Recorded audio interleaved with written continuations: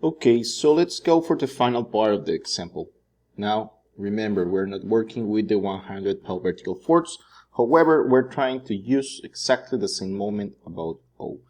So it says, determine the location of a 240 pounds vertical force that produces the same moment about O. Remember that our moment about O is going to be 1,200 pounds inches.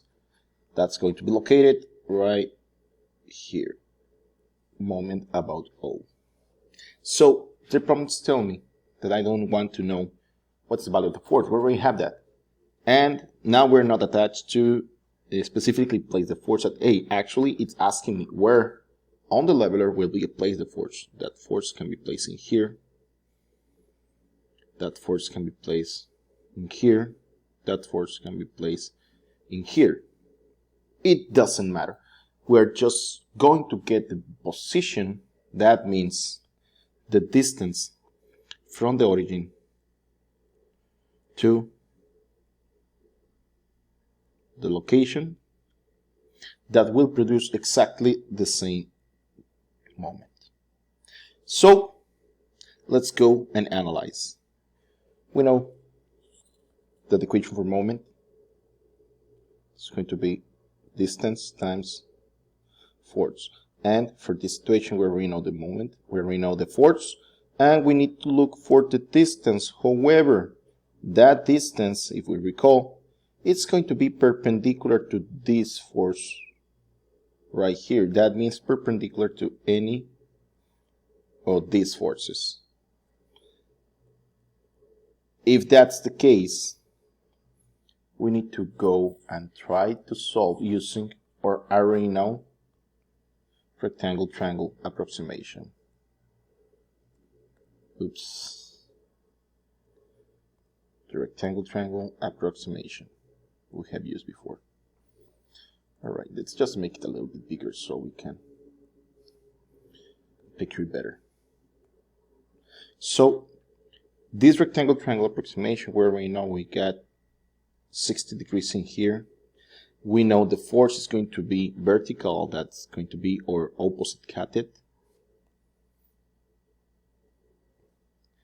However, this times this extension right here is not going to correspond to the 24 inches anymore.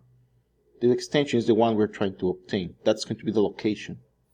And the distance that appears in this equation is not going to be this one either.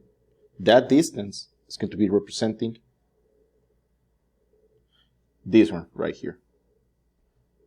That means once we solve for D in this equation, we will have to use the 60 degrees to obtain what's going to be this hypotenusa. Let's go and solve.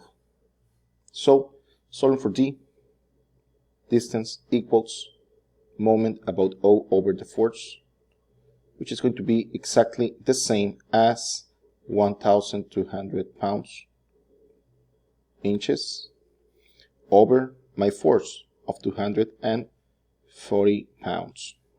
Solving for that tells me that the distance must be 5 inches. If that's the case, I know this is going to be equal to 5. Hence, I have the tools to obtain the value for H.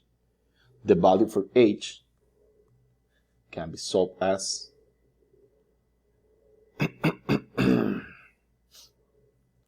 5 over cosine of 60 degrees. Where does it come from? Well, if we go and analyze what's the cosine, we know the cosine of 60 degrees. It's actually going to be the adjacent side over hypotenusa. If that's the case, we want to obtain what's the value for H. We need to solve for H. And solving for H will deliver that H equals 5 over cosine of 60. The value of H, that means the location of my 240 pounds, it's gonna be 5 over cosine of 60, which will deliver 10 inches. That means the moment of 1,200 pounds will be created when we place a force right here with a distance of 10 inches from O. Remember, this one is 240 pounds.